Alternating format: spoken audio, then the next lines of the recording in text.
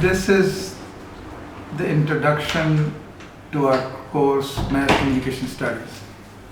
So, I hope you are doing well. I am doing well too, but it's getting boring for me. I think the same is true for you. Restricted to one place, adjust with new routines. I'm sure that you are taking all the precautions needed. There are a couple of things that are important when we are in such a situation. One of them is to be more compassionate. Like, we are all social media users, and right now we have been forced to live on the social media. Right? I think most of you, I myself, and we are at times in a habit of going into debates and talking too much politics, and it's fun also, especially people do it a lot on Twitter, a bit less on Facebook, but still, I will advise you to avoid these. I think the civility of the debate on social media is very important. It's very important for us all to survive these times. And when I always talk about surviving these times, I mean it, because I think it's very difficult to live through all these days. Some of you might not understand it at this moment, but the way I am looking at the situation, it's going to be a very long haul. But just keep positive, take precautions, be kind to other people. Life has also given us a chance to understand the misery of many other people that we never understood before, because if you are healthy, you are well connected, you have a social life, you don't understand what's going on in people's lives who are all alone, who are on their own. So it's always, life is not a straight line, it's always filled with joys and pleasures and pain and griefs. So it's just okay. The course, Mass Communication Studies, this is an introductory lecture, and I just wanted you to get familiarized with the course. You already know the course. I've kept it to the same one book, and here it is. It's an old book, Communication Models. Most of you have it, and those who don't have it, please do let me know. So it's Dennis McVeigh and Windal. I think it's the most current book in communication models, because the last publication was 2016, so 1983 till date. This is true for many other books that Dennis McVeigh wrote.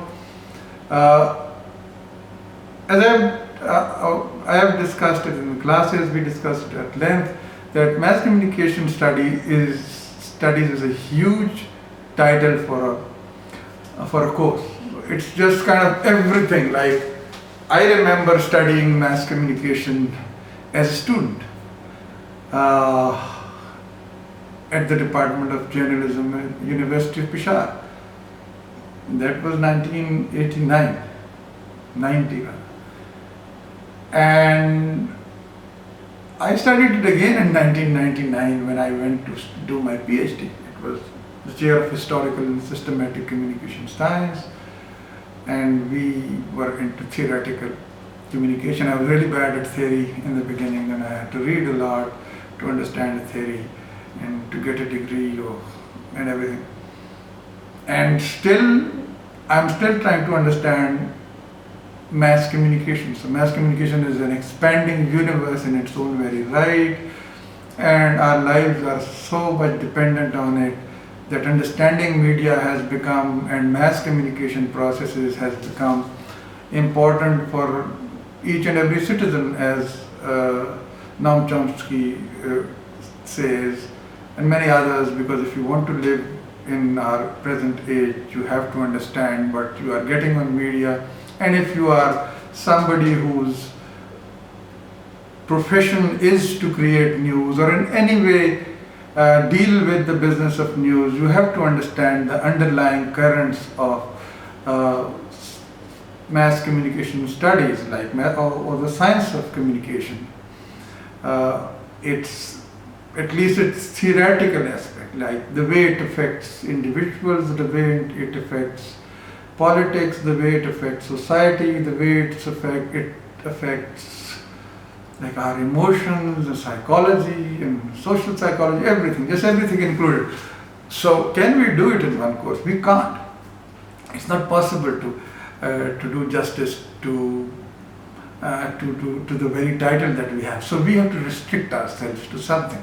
And this course is basically based on models of mass communication, or models in communication which affect mass communication, or the business of mass communication. This is where we are focusing right now. The book focuses primarily on models. The way models describe mass communication and its relationship to different human aspects, like from technology to individual psychology to society, to politics, to many other spheres of activity. So the good thing about studying models is that you get an understanding of whatever is going on in this discipline, and still you get a taste of a specific area in mass communication. Now, what is the specific area? And this is the very first chapter that we have, like uses and abuses of models, and what are the models basically. Models, as we have always discussed, we already studied it at length, are simplifications or oversimplifications of a theoretical concept or of a theory, the way we look at things. And models help us in understanding a communication situation. Like when we say Harold Laswell's famous model, it explains a human situation. Like when we say who says what, through which channel, to whom, with what possible effects, we are describing a human situation where somebody has something to say and they say it using some channel. Like right now I'm using this camera and my voice and the audio-visual connection to reach you, and you are the ones to who I'm saying something, and when you get it and you give some response on it, a communication process gets completed. So this is what models do. This is their job, like stimulus response, many others, and silver bullets and hypodermic needle. They explain in a very simple way the very idea that the basic idea of a theoretical concept. It could be a theory, it couldn't be a theory. So this is one thing that we discuss. And then the second part of the study is some basic communication models. We are not going into too much detail. We are sticking to the basic communication models, and these are the same, like these are the models who describe the way a communication process goes on. The way I understand communication, I stick with the process school of communication.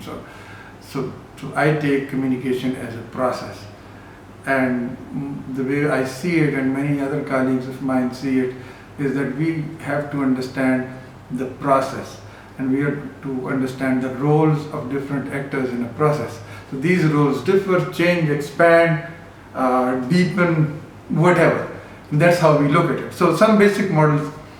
The third area is what we call personal influence, diffusion, and short-term effects of mass communication. These are kind of stimulus response. We did discuss it a lot, that we did give the Pavlovian example about it, and how communication influences individuals. But these are kind of short-term effects, like these are not lasting cultural effects. like a single decision, how a single decision is influenced by mass communication, by communication processes that take place through the use of mass media. That's the second area that we are looking at. After the introduction and after the basic models, we are going into the area where media affect messages or media processes affect human beings in not in the larger cultural context, but in short-term decision-making processes. And then we go into the next step, which is effects of mass communication on cultural societies. It's a deeper layers, like the famous cultivation model, which shows how mass communication, television, like George Gardner's famous article, Living with Television. So Gardner's focus on how television affected our everyday life, how it changes culture, how it cultivates different viewpoints that we are unaware of. So it changes the very course of culture. It adjusts into a cultural process and then transforms it from within, kind of deeper layer of influence of media. That's the fourth part of our study. And we'll discuss different areas, but we'll remain focused on the one and the same book. I'll be giving you other material if needed, and I'll try to explain it in these video lectures. You can ask me questions regarding that. And there are many examples which practically show how does it work. Like we'll see. And you can ask me questions. I can respond to that. It's a very open field. Like you can have a scientific understanding of how something is happening, and then you can ask questions. Do try to develop your personal standpoint when it comes to that. Like mass communication studies, unlike many other disciplines, is not kind of some carving in stone. Each and every one amongst us has a viewpoint, and unless we speak that out loudly, nobody will really know if you have any doubts, if you have any different opinions. So try to be proactive when we study, because otherwise you will be just rote learning the whole course, and at the end of the day you will simply be able to answer questions and no deeper knowledge or understanding, which is the very aim of this course. So then we come into one very important area of research, which is audience-centered models. There are models who try to understand and explain how does media focus on audiences, like how does media understand our uses, and how do which needs do we gratify through the use of media. And most of these studies are focused on understanding the audiences. What is the audience take from a model, from a communication process, or the mass communication process? So if you are an audience, you are watching television, scientifically it is important to understand why are you watching television, what is your take from it, what influences you most, what influences you least, what helps you in life, or helps you through the crisis, like right now, what kind of messages should be there,